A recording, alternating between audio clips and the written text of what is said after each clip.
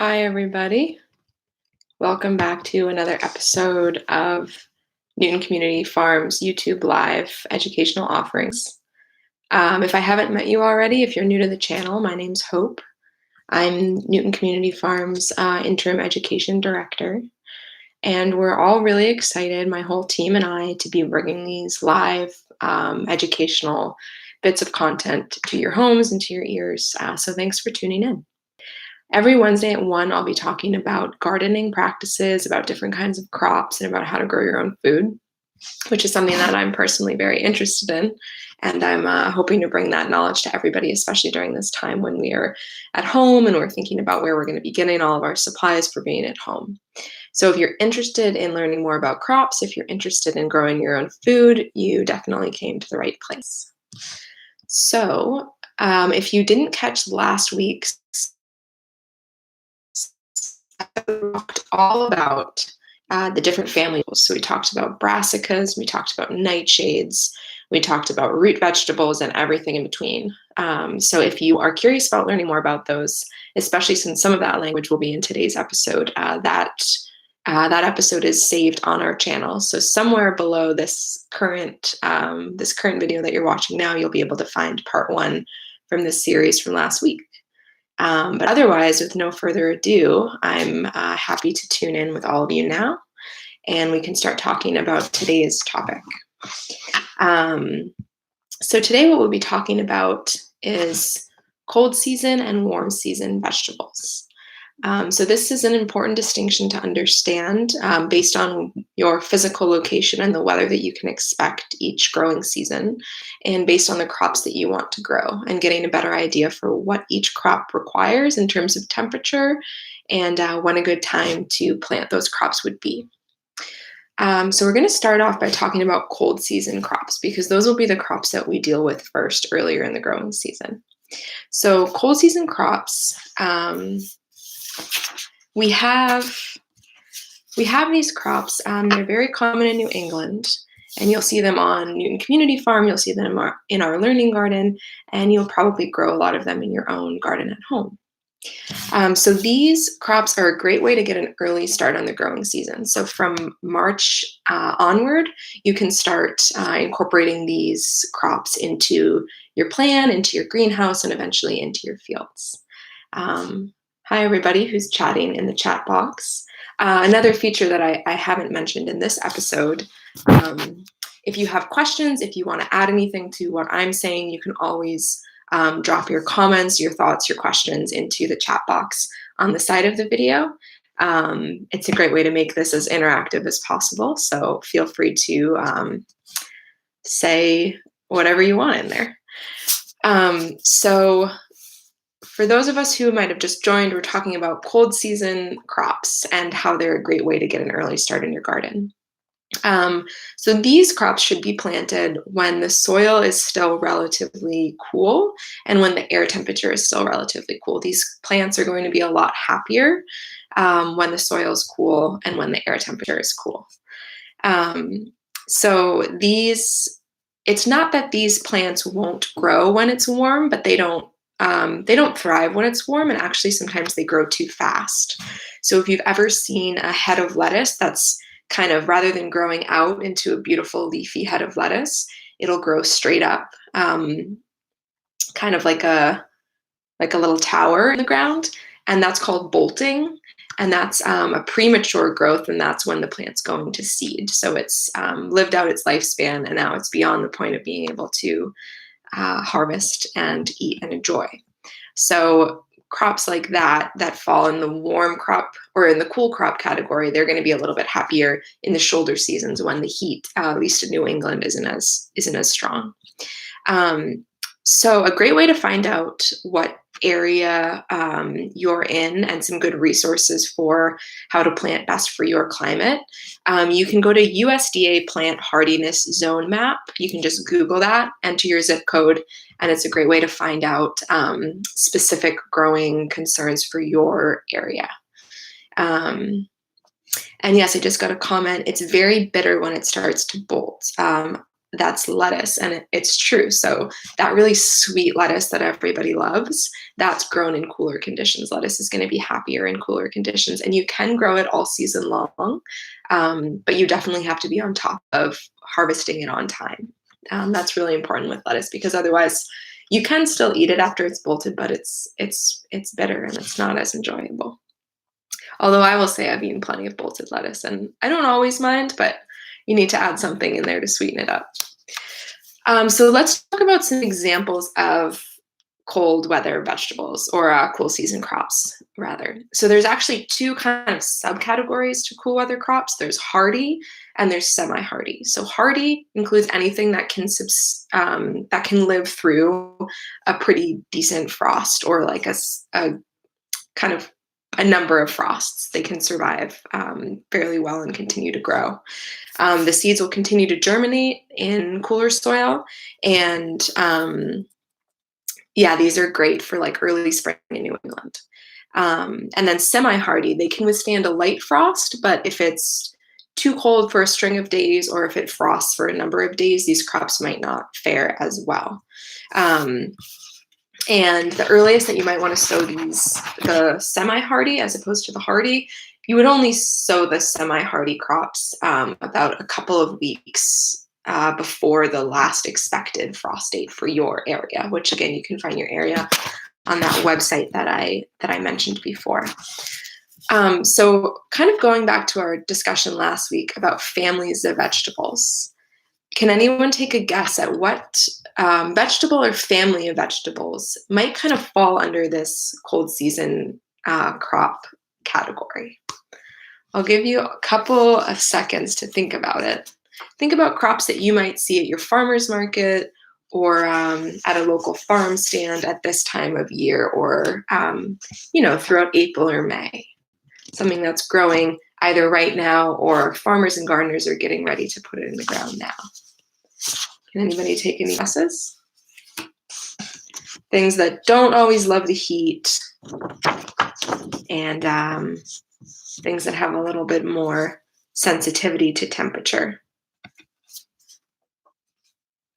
I just got a response, but I'm not sure what it means. I might need a translation from the Latin to the layman's terms.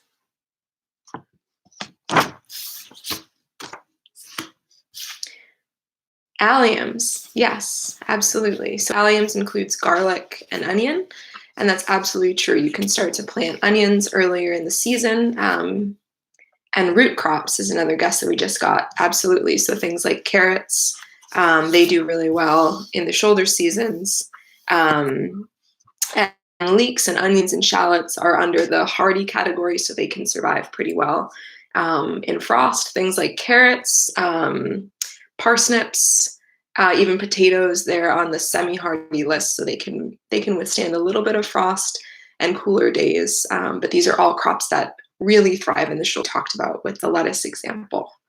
Couple more guesses coming in.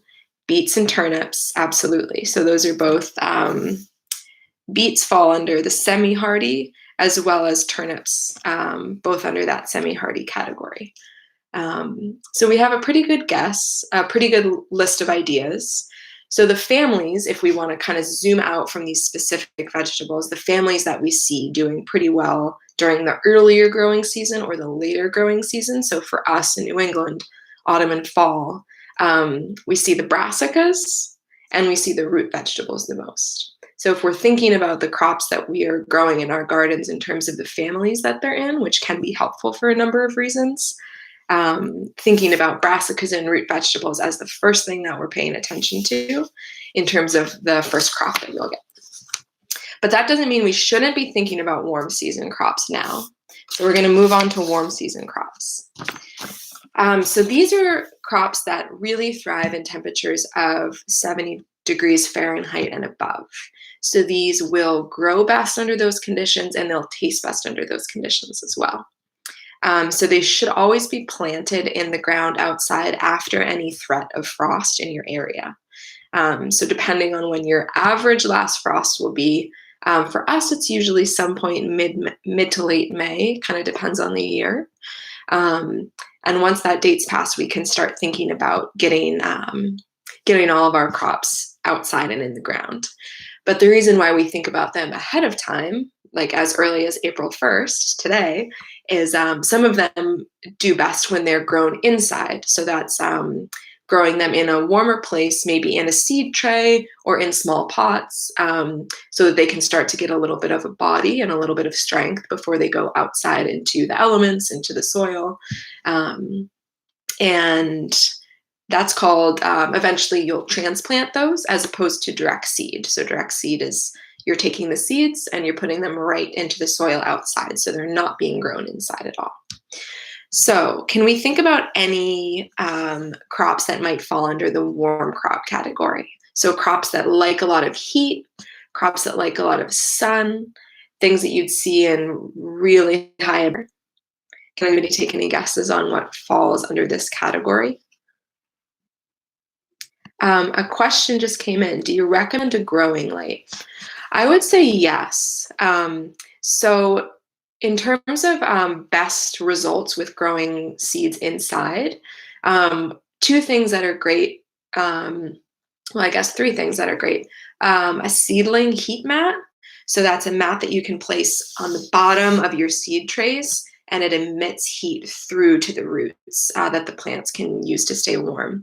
And then absolutely for a growing light, something that will provide light for the seedlings. So something that you can put above the trays, so the seedlings can grow up rather than to the side. Like if you're putting them in front of a window, they might kind of grow slanted toward the light. But if a growing light above the tray, then the seeds will grow up straight out towards the source of light. And then the third thing that's good to have, which I'll show you in a minute, when we do some seeding together, is a soil thermometer. So that's just a great way to get an idea for how well you're controlling the atmosphere of your soil for your plants that are growing inside, for your seedlings that are growing inside. And then we just got a guess for a few warm season crops. Absolutely. So Sue guessed tomato, pepper, and eggplants, which is absolutely correct. Those are all crops that love the heat, do really well in the summertime, and they're things that you wouldn't see outside in the garden anytime in April or maybe even May, although sometimes you can see tomatoes as early as May out in the garden. We also see things in this category of warm weather crops like cucumbers. We see squash and melon in this category, and zucchini as well. So those families that we see in this category, in the warm weather crops, we see cucurbits, which is cucumber, squash, and melon, and we see nightshade, which is tomato, pepper, and eggplant. And we also see sweet potato, which does really well with warmth and humidity. And also things like corn, although corn does pretty well in the shoulder seasons as well, but it tends to like the heat. Okay, so the other element is herbs, which don't fall as neatly into any category, but herbs aren't particularly frost resistant, so herbs do well after the threat of frost, but they don't necessarily, they're not necessarily averse to either climate. But herbs are usually a little bit hardier in the summer. I'm thinking of basil, which really likes the heat. Okay, excellent. So we're going to just look at a few seed packets together. Kind of a great way to think about your schedule for planning any seeding or planting in your garden or indoors is to look on the back of your seed packet. So here's a seed packet of mine. We'll see if it can focus.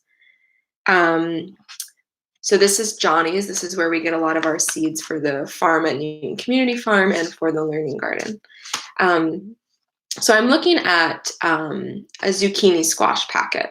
And I'm going to look on the back, and it's going to tell me all of the things that zucchini squash like. So what kind of temperatures in the air and the soil, how long it takes to mature, how long I should, whether or not I should direct seed or transplant that particular crop. So for this summer squash, this hybrid zucchini squash, it's telling me all about its preferences and how it likes to be treated and how it likes to be taken care of as it's growing. So these like to be transplanted, which means they like to be started indoors, kind of pampered and taken care of, and then moved outside. So for something like this, you would start thinking about putting these in seed trays indoors 2 to 3 weeks before transplanting outside. So can anyone, for New England, can anyone take a guess of when we would start to seed these indoors?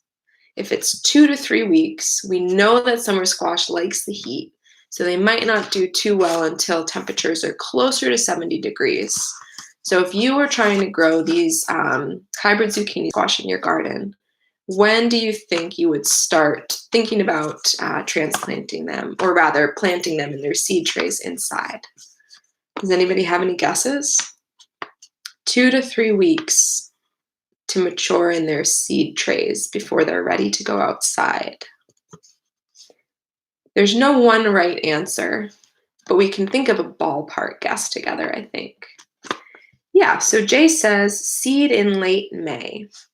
And that's a great guess because when we're thinking about New England, we're not seeing temperatures of 70 degrees until a bit into June, right? So if we seed in late May, that means at some point in mid-June, give or take, mid to late June even, we'll start to have these nice little seedlings in our seed trays inside in our greenhouse or in our living room or wherever we might be growing our seeds. And they'll be ready to go outside. So that just goes to show that we're not quite waiting until the heat comes to be thinking about these crops. It's great to think about all these things ahead of time if we can. But we don't have to really get our hands dirty with those crops until we see a little bit more heat in New England here. Okay, let's look at another one. So we've got pickling cucumbers. So another pack of seeds. Pickling cucumbers and cucumbers in general are so great for new growers. They're really great for our environment in New England in the summertime. They're one of my favorite things to grow. So these particular plants, they also prefer to be transplanted.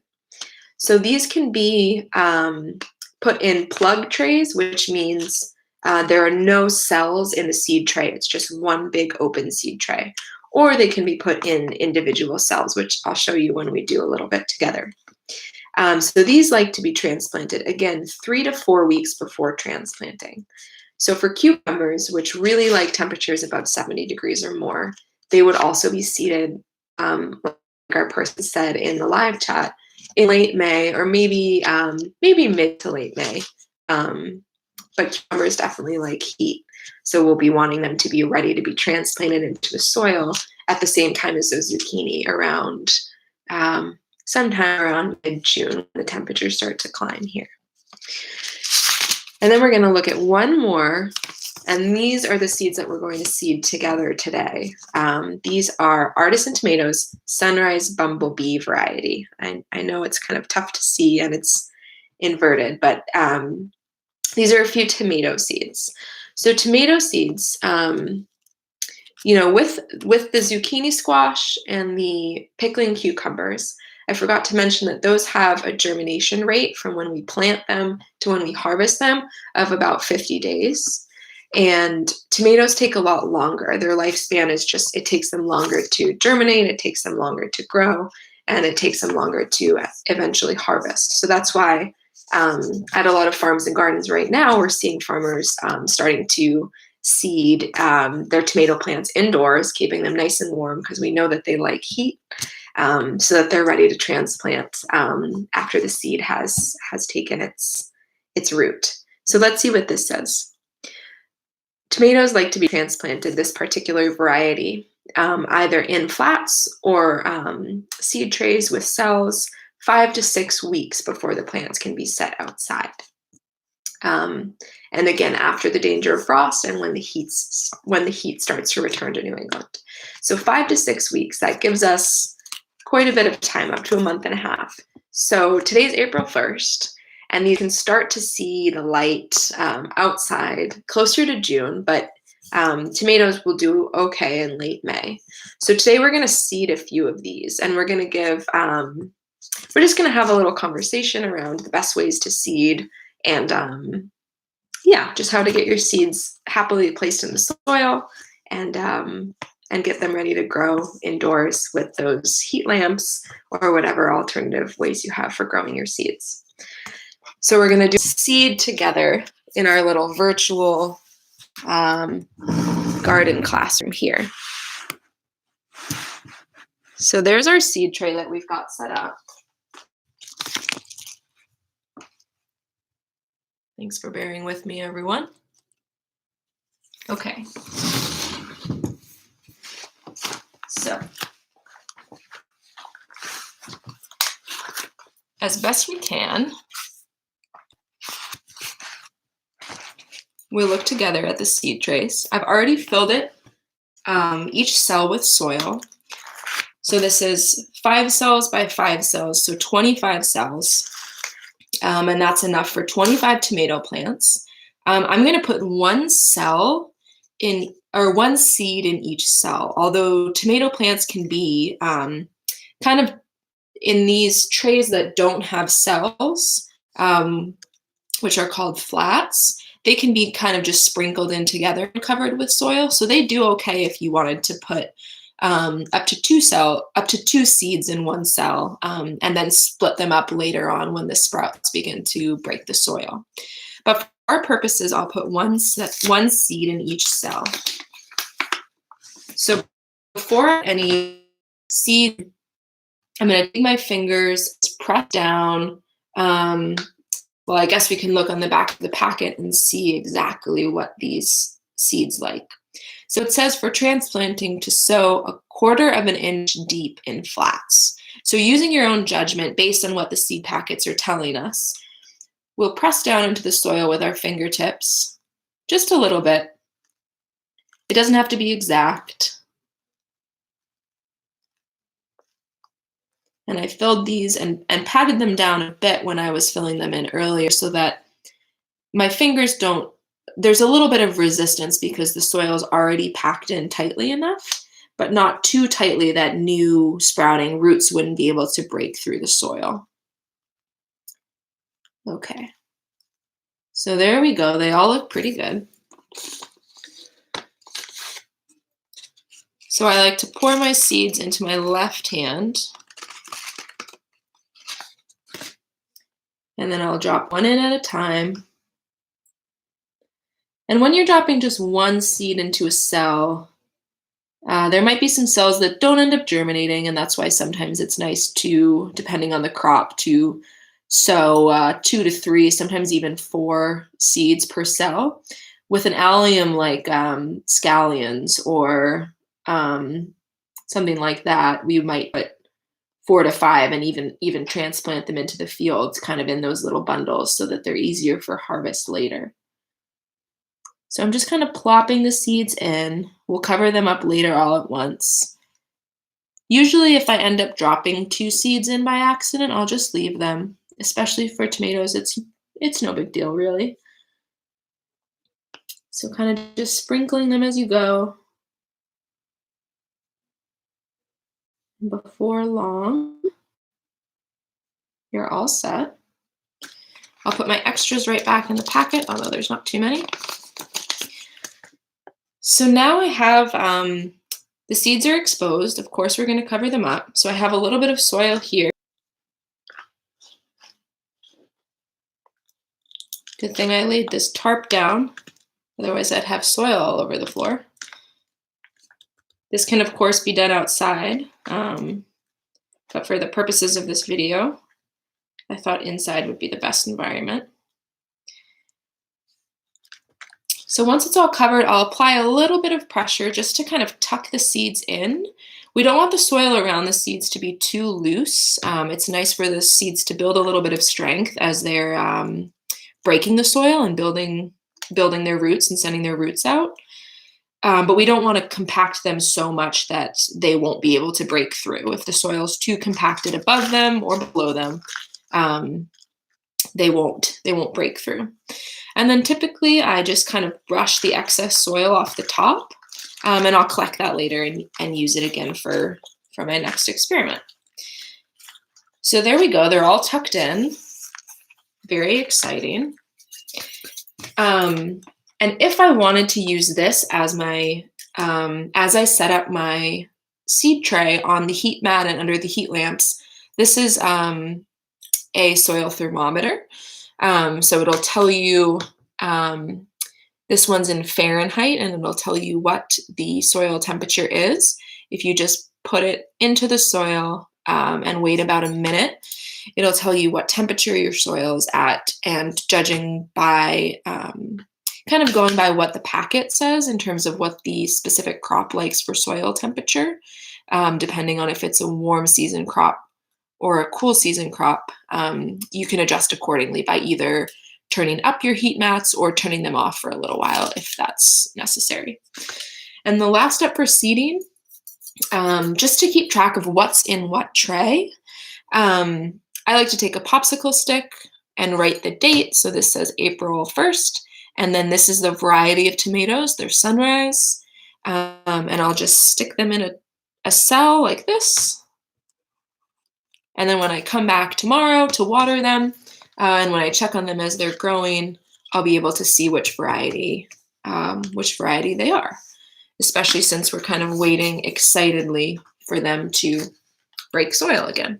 So that is kind of seeding 101. So this is for any crop that you want to get started inside early and anything that can't be direct seeded. So that's our little tutorial.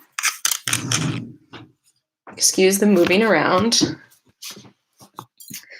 Okay, so now I'll have these tomatoes. These tomatoes are hopefully going to end up in our learning garden at Newton Community Farm. So it's very exciting. This is one of the early seedings for us out there. And like I said, it's a nice variety of just big tomatoes, and hopefully we'll see those cropping up soon. And depending on how well this tray does, we can check in on them next week or the week after when we see each other again on YouTube Live. If there are any questions on the process, you can definitely put them in the chat box.